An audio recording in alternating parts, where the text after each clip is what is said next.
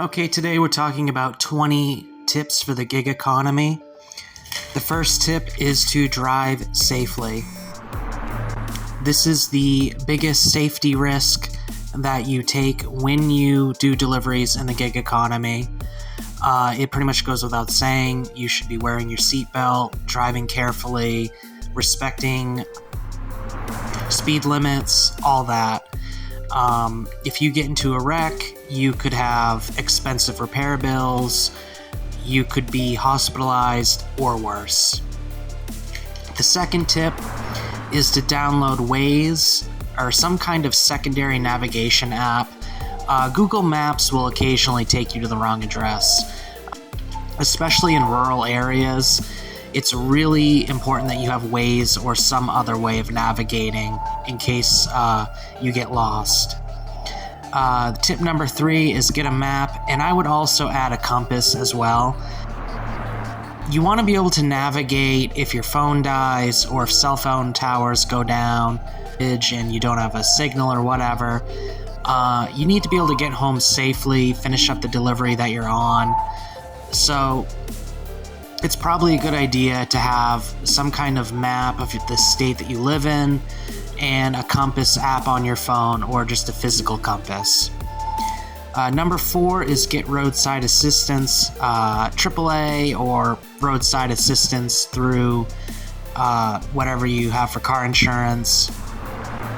You're putting a lot of miles on your vehicle, and there's a pretty good chance that something could happen, like a flat tire or a dead battery. You don't want to have to fix that on your own, especially when you're waiting to do a delivery. And yes, you will have to wait for AAA, but it won't be as bad as having to walk to the store to get a gallon of gas. You know, for example, if you ran out of gas, it won't be as bad as trying to fix the tire on your own or trying to wait for a good Samaritan to help you jump your battery.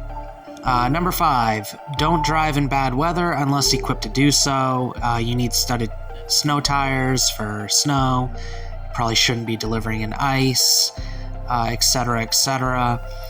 Rain, you just need good tread.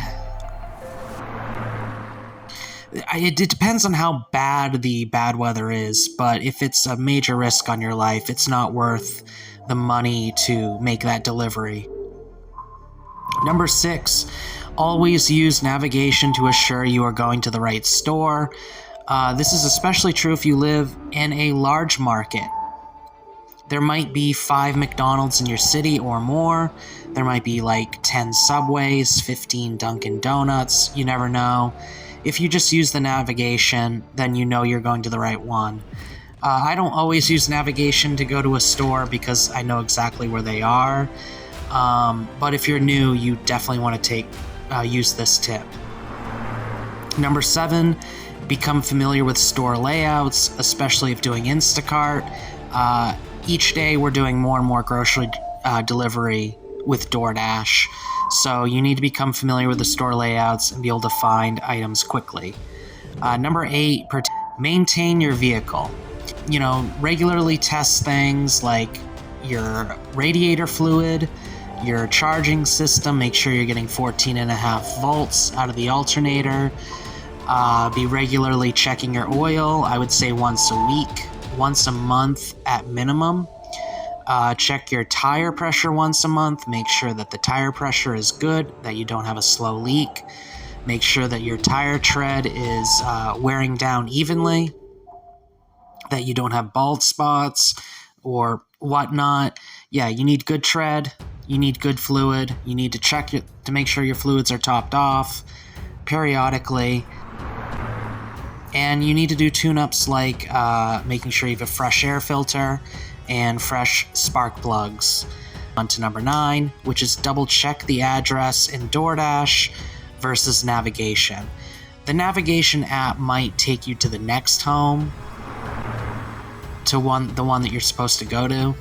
So just make sure you're delivering to the right address and look in Doordash or whatever app you're using and make sure that the address matches up with what the navigation is taking you to.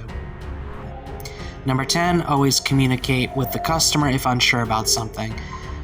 It ties into the last tip. Don't deliver to the wrong address. check with the customer, make sure if you're unsure.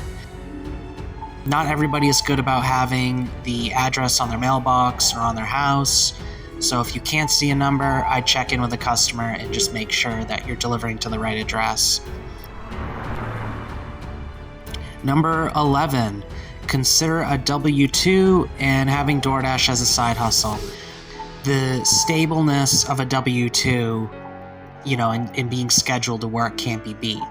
Now, obviously, a W-2 has its downsides, and you might just be tired of it.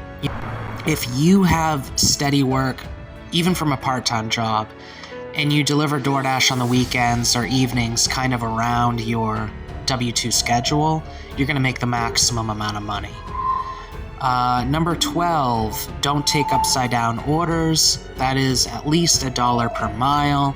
If there is a return trip, then you're only going to be making 50 cents a mile. So don't take anything that's like 14 miles for $6.50. I got an offer like that the other day. And I could go on about that, but just know your worth, and I wouldn't demand too much at the same time. Don't think that every delivery is going to be at least $2 a mile. It's probably not. And number 13 is consider Dasher Direct. This is the direct pay card through DoorDash. This card is how you get benefits, like cash back on gas, food. You get paid instantly, so as soon as you make that delivery, as soon as it checks out, you get paid. It can help you reduce the anxiety of getting deactivated and possibly losing money before it hits your direct deposit. I feel comfortable with Dasher Direct, and honestly, you can just transfer the money to your bank account if you need to. Number 14 is get the red card for shopping orders. You now have to do this. This is non-negotiable. A lot of people are not ordering fast food. They're getting groceries through DoorDash. You have to have that red card. Number 15, get every gig economy app you can get, and I listed DoorDash, Uber Eats, Instacart, Shipt, Walmart, Spark, Grubhub, etc. And I'll put pictures of more apps in the video.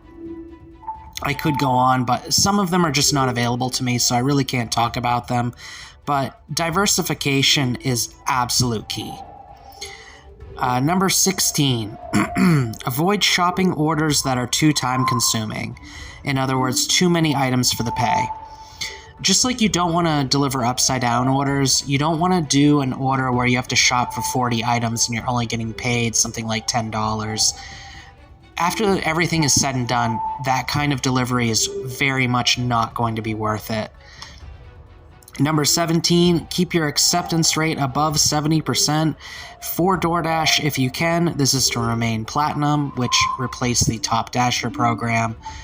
You just don't get very good offers if you're not platinum. And you will get occasional bad offers even if you are platinum, but at the end of the day, it's just worth it to be platinum. I'm not saying anything bad about cherry picking. I do it with the other apps like Uber Eats and Instacart. But with DoorDash, you have to have that volume in order to get good offers. Number 18, cancel an order if it will take forever, but keep your completion rate high. Your completion rate for DoorDash needs to be above 90%. I have it at like 98 or 99%, and it's easy enough to keep it high. You just have to commit to every delivery. The problem is you're now shopping a lot, and you're going to run into situations where you're going to be in a store and you're going to be like, I can't find anything, not a single item. And in that case, don't be afraid to cancel an order. If it's going to take a really long time, like if you're talking about a 40-minute wait time for the food, you could probably get a couple deliveries done in that time. So cancel an order if it's a good idea to do so. I would say keep your completion rate between 95 and 99%. Number 19, avoid shopping at stores with poor organization and layout such as Dollar General and Family Dollar. In my market, my Dollar General actually has improved a lot in the last year, and I can find items pretty easily. So I do shop at Dollar General in my market. But these dollar stores are renowned for being poorly organized. Items are spread out all over the store, and it doesn't make any sense. So those are the kind of shops that, if you're new especially, you might want to turn down until you become familiar with those stores and how they're laid out. Number 20 is you got to dash to make the cash. You have to log in and click Dash Now and do deliveries in order to get paid. It goes without saying, you can't get too discouraged by stressful deliveries, and you have to do the work in order to get the pay.